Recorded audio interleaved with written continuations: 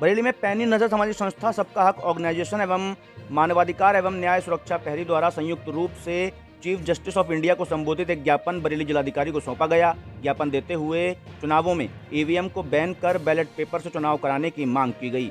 पैनी नजर सामाजिक संस्था की अध्यक्ष एडवोकेट सुनीता गंगवार ने कहा कि ईवीएम द्वारा चुनाव प्रक्रिया को लेकर पूरे देश में असंतोष फैला हुआ है। 2014 के लोकसभा चुनाव की चुनाव प्रणाली में पाई जा रही गड़बड़ियों को लेकर लगातार सरकार और चुनाव आयोग पर आरोप लग रहे हैं, लेकिन बीजेपी सरकार इस आवाज को दबाने के लिए अलोकतांत्रिक और तानाशाही रवैया अपनाए हुए है। ईवीएम में कई बार गड़बड़ियों के सबूत भी सामने आ चुके हैं। विपक्षी पार्टियों और जनता का ईवीएम से भरोसा उठ चुका है, लेकिन उसके बावजूद मौजूदा सरकार ईवीएम से चुनाव करवाने के लिए अड़ी हुई है। ईवीएम में कई गड़बड़ियों को देखते हुए इसे विदेशों में बैन भी किया गया है। इसलिए लोकतांत्रिक प्रणाली में अब जनता और विपक्षी दलों की सहमति ना हो तो ईवीएम को बैन किया जाना चाहिए और चुनाव प्रक्रिया बैलेट पेपर से कराई जानी चाहिए।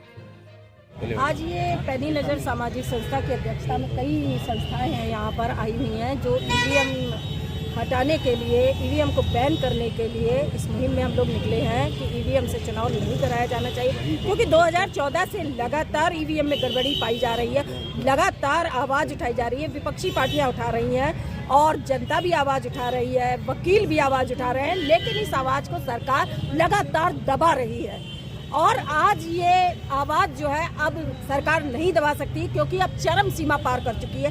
सरकार की जन विरोधी कानून, जन विरोधी नीतियां लगातार जनता के बीच में आ रही हैं। आखिर क्यों कर रही है सरकार? अगर जो सरकार जनता के वोट से बनेगी तो वो जनता के विरोध में काम कैसे कर सकती है?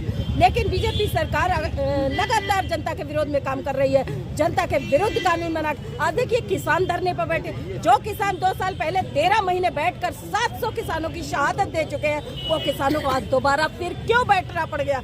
आखिर क्या वजह है कि हर बार बीजेपी सरकार जीत जाती है? तो इसकी वजह यह है कि ईवीएम की लगातार सबूत मिल रहे हैं गड़बड़ी होने के, मगर चुनाव आयोग कानों में तेल डालकर बैठा है। लेकिन अब वो तेल उसको बाहर निकालना पड़ेगा और सुनना पड़ेगा।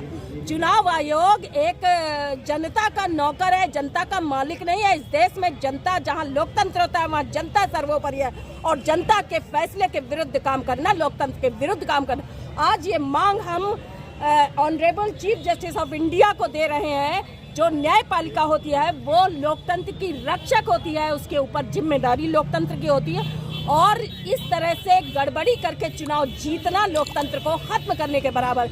2024 का ये चुनाव, अगर मोदी जी को इतना ही भरोसा है कि हम जीत रहे हैं, हमको जनता वोट दे रही, राम राज आ चुका है इस देश में, तो मोदी जी को ये काम भी करना चाहिए कि विपक्षी पार्टियों और सबके मुंह पे तमाचा मारते हुए बैलेट से चुनाव कराएं, ताकि वो बैलेट से जीत कर ये साबित कर सके कि वाकई उन्हें जनता वोट दे। उन्हें क्यों डर लग रहा? अभी आप पीलीभीत में देखिए, फ्लैक्सी लगा रखी है कि इस बार 400 से पार। इतना अत्याचार होने के बाद त्राही मची हुई है, इसके बाद इनकी 400 से पार सीटें कहाँ से आ रही हैं? भैया कौन सी टेक्नोलॉजी से आ रही है? ये बात सबकी समझ में अब आ चुकी है कि 2014 से जो प्रचार किया जा रहा है कि मोदी मैजिक चल रहा है, मोदी मैजिक नहीं चल रहा है, ईवीएम मैजिक चल रहा है, और ये ईवीएम से आ रही है। 2024 का चुनौती है इस सरकार को। 2024 का चुनाव बैलेट पेपर से कराना होगा। दूध का दूध, पानी का पानी होगा। अगर वाकई जनता वोट दे रही है तो 400 पार नहीं, 500 पार आएंगी बीजेपी की सीटें, और अगर नहीं है उससे जनता वोट दे रही है तो बीजेपी सरकार पूरी तरह से जमानतें जब्त होंगी और ये धड़ाम होगी सरकार। इसलिए आज बरेली के भी अधिवक्ता निकल के आए हैं, मैं भी अधिवक्ता हूँ, और साथ में हमारे साथ एडवोकेट रीता बिलाटिया है, और ये ईवीएम के खिलाफ ये लड़ाई अब पूरे गांव-गांव तक जाएगी।